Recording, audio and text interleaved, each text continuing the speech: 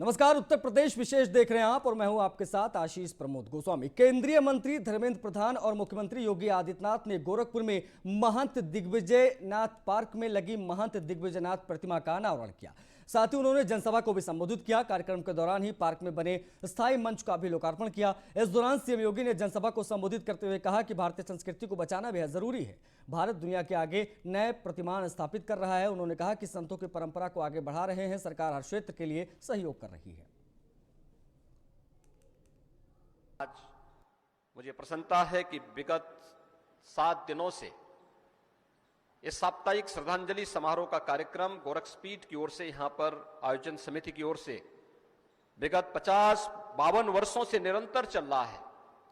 और यह आज यहां पर न केवल यहां पर बल्कि महाराणा प्रताप शिक्षा परिषद से जुड़ी हुई सभी संस्थाओं में यह आयोजन वहां पर आयोजित हो रहे हैं।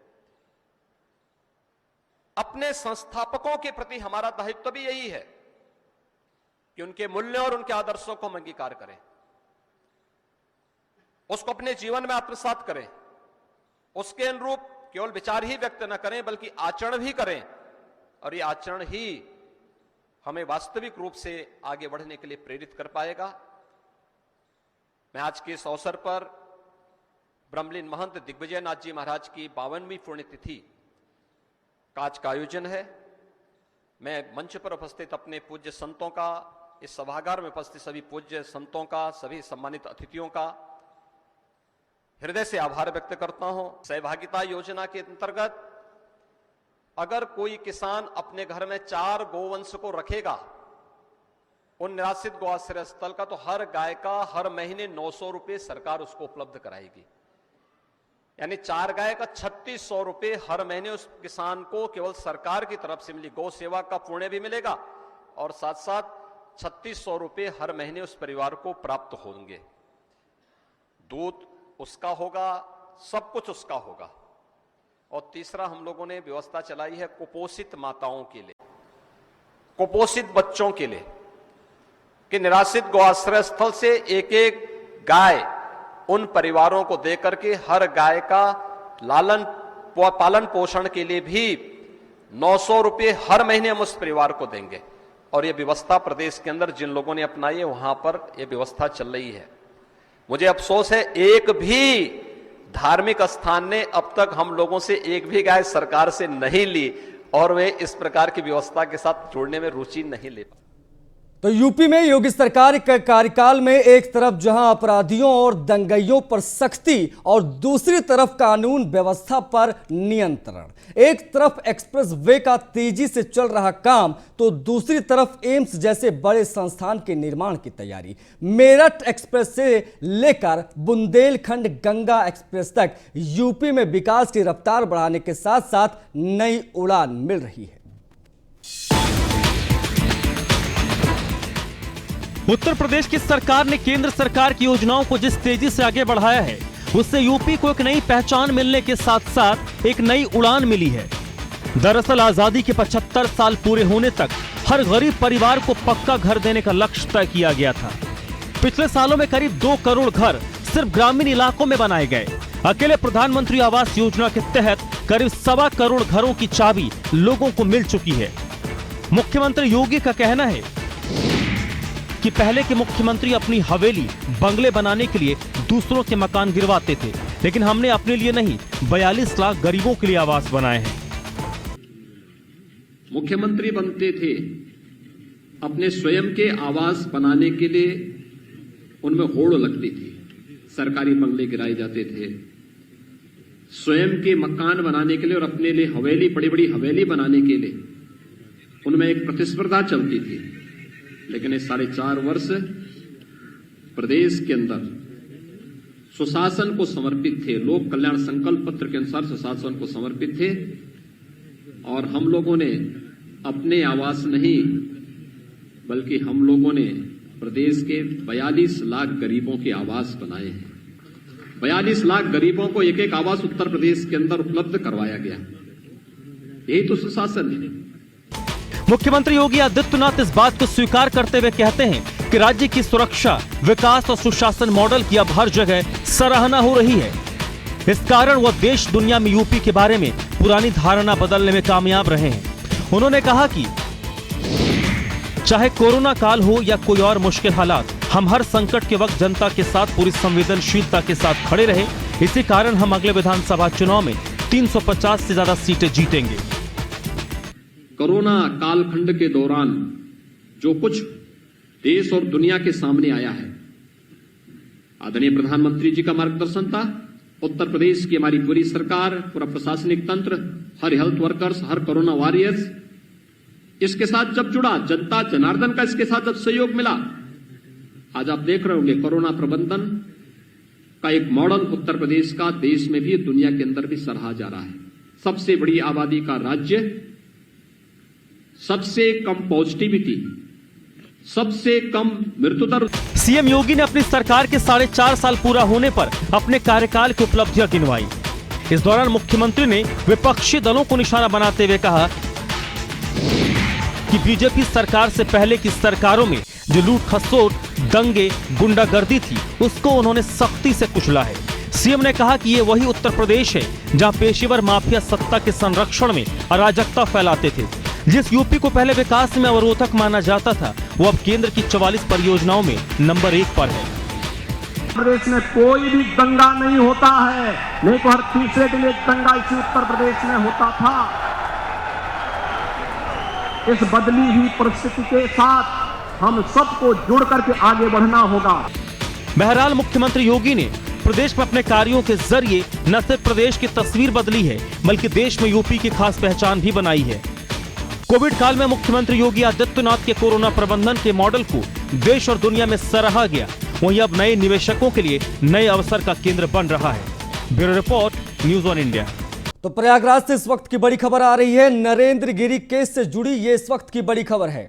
संदीप तिवारी को सीजेएम कोर्ट में पेश किया गया। संदीप तिवारी को 14 दिन की न्यायिक हिरासत में सीजेएम कोर्ट ने भेज दिया। नरेंद्र गिरी की मौत के मामले में आरोपी है संदीप। बड़े हनुमान मंदिर के पुजारी आद्या तिवारी का बेटा है संदीप तिवारी। सुसाइड लेटर में संदीप तिवारी का भी नाम था।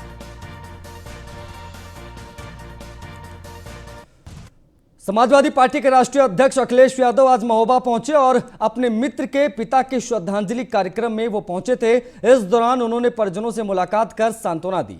अखिलेश यादव ने पंडित प्रेमनाथ शर्मा के चित्र पर पुष्पांजलि अर्पित करते हुए परिवार को साहस और धैर्य रखने की ईश्वर से कामना की। साथ ही केंद्र और राज्य सरकार इस दौरान उन्होंने निशाना भी साधा और कहा, हम लोगों ने डायल 100 की शुरुआत उत्तर प्रदेश में की थी, लेकिन बीजेपी सरकार ने सत्ता में आने के बाद उसे 112 में तब्दील कर दिया।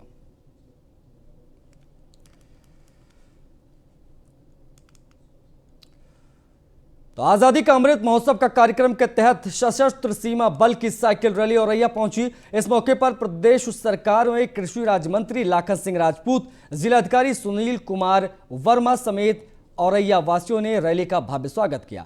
इस मौके पर महिलाओं ने तिलक लगाकर स्वागत किया तो एनसीसी ने पुष्प वर्षा की। बता दें कि सशस्त्र सीमा बल के 150 जवान आसाम के तेजपुर से साइकिल रैली लेकर दिल्ली राजघाट जा रहे हैं। पूरे भारत में अमृत महोत्सव का आज़ादी के बाद अमृत महोत्सव का आयोजन चल रहा है। उसी परिप्रेक्ष्य में असम से सशस्त्र सीमा बल की टोली अमृत महोत्सव के अंतर्गत अपनी साइकिल रैली से असम तेजपुर से दिल्ली तक रवाना हुई है और इसी बीच में औरैया जनपद में उनका सम्मान किया। बात एक और बड़ी और अहम खबर की करते हैं तो कार्यक्रम क्रियान्वयन में नंबर 1 बना है झांसी मंडल। यूपी के 18 मंडलों से झांसी मंडल नंबर 1 आया है। इस वक्त की बड़ी और अहम खबर, झांसी को कार्यक्रम लागू करने में करीब 88% नंबर मिले हैं। यूपी में चौथी बार झांसी मंडल नंबर 1 पहुंचा है। बरेली मंडल दूसरे पायदान पर है, अयोध्या मंडल तीसरे पायदान पर। तो कार्यक्रम क्रियान्वयन में एक बार फिर से झांसी मंडल जो है वो यूपी में नंबर 1 आया है। झांसी मंडल को करीब 88% नंबर मिले हैं और उसने कार्यक्रम लागू करने के मामले में सभी मंडलों को पीछे छोड़ दिया। चौथी बार झांसी मंडल को कार्यक्रम लागू करने के मामले में पहला स्थान मिला है। इस मामले में बरेली दूसरे नंबर पर है और तीसरे नंबर पर है अयोध्या।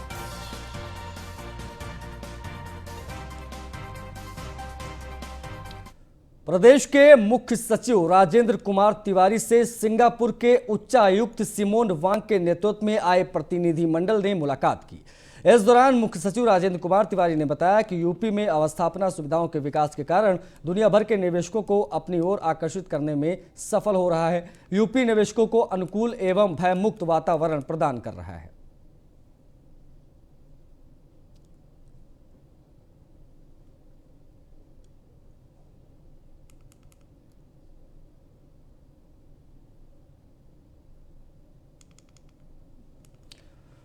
अगली खबर हाथरस से है। नाबालिग की हत्या के मामले में सजा का ऐलान हो गया है। कोर्ट ने आरोपी मोनू ठाकुर को फांसी की सजा सुना दी है। पॉक्सो एक्ट में फांसी की सजा हुई है और 50,000 रुपए का जुर्माना भी लगाया गया है। नाबालिग लड़की की रेप के बाद हत्या की वारदात हुई थी। सिकंदराऊ कोतवाली क्षेत्र में ये वारदात को अंजाम दिया गया था। तो ये इस वक्त की बड़ी खबर। आपको बता दें कि पॉक्सो एक्ट के तहत फांसी की सजा सुनाई गई है, साथ ही साथ में 50,000 रुपए का जुर्माना भी लगाया गया है मोनू ठाकुर पर। अपराध संख्या 190/2019 थाना सिकंदराऊ पे दर्ज हुआ था, जिसमें वादी ने 16/4/2019 को यह एफआईआर थाना सिकंदराऊ पे दर्ज कराई कि वह घर पे नहीं था। 15 तारीख को रात को अभियुक्त मोनू ठाकुर अपने 1-2 लोगों को, अज्ञात लोगों को लेकर के आया और उसकी लड़की के साथ छेड़छाड़ की और विरोध करने पर लड़की को मिट्टी का तेल डाल के आग लगा दी। उक्त मामले में परीक्षण के बाद आज न्यायालय एडीजे पॉक्सको 1 ऑनरेबल प्रतिभा सक्सेना द्वारा धारा 302 आईपीसी के तहत अभियुक्त मोनू ठाकुर को फांसी की सजा और 50,000 रुपए जुर्माना। तो बड़ी खबर लखनऊ से आ रही है। कोर्ट में कलीम सिद्दीकी को पेश किया गया। कोर्ट ने कलीम को 10 दिन की एटीएस रिमांड पर भेज दिया है। धर्मांतरण के मामले में मुजफ्फरनगर से कलीम को पकड़ा गया था। धर्मांतरण रैकेट में भारी विदेशी फंडिंग का आरोप इस पर लगा था। डरा धमकाकर धर्मांतरण कराता था मौलाना कलीम सिद्दीकी। तो एटीएस रिमांड पर भेज दिया गया है इसे। 10 दिन के एटीएस रिमांड पर कलीम रहेगा, वहां पर पूछताछ होगी। धर्मांतरण रैकेट में भारी विदेशी फंडिंग का आरोप लगा था। खबर कन्नौज से है, जहां गांव के विकास काम में हुई गड़बड़ी की शिकायत करना एक बुजुर्ग को भारी पड़ गया। बुजुर्ग की शिकायत पर एडीओ पंचायत मामले की जांच करने गांव पहुंचे थे। शिकायत करने से नाराज ग्राम प्रधान ने एडीओ के सामने ही अपने गुर्गों के साथ मिलकर बुजुर्ग पर लाठी डंडों से हमला कर दिया। घायल ने ग्राम प्रधान समेत 3 पर हमले का आरोप लगाया और तहरीर भी दी है। पुलिस मामले की तफ्तीश कर रही है।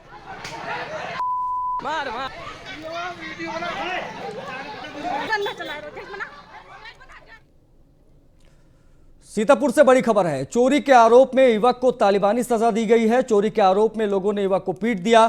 थाना खैराबाद इलाके का यह पूरा मामला है। ये एक्सक्लूसिव वीडियो भी हम आपको दिखा रहे हैं।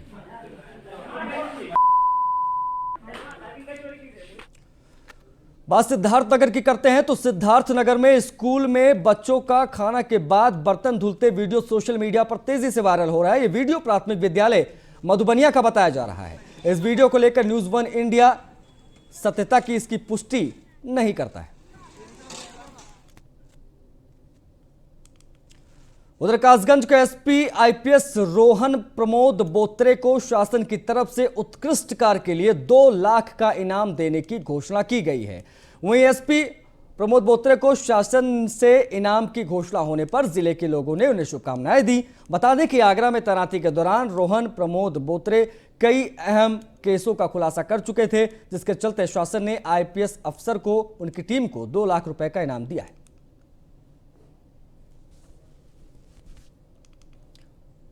इसी के साथ बुलेटिन में फिलहाल इतना ही। नमस्कार।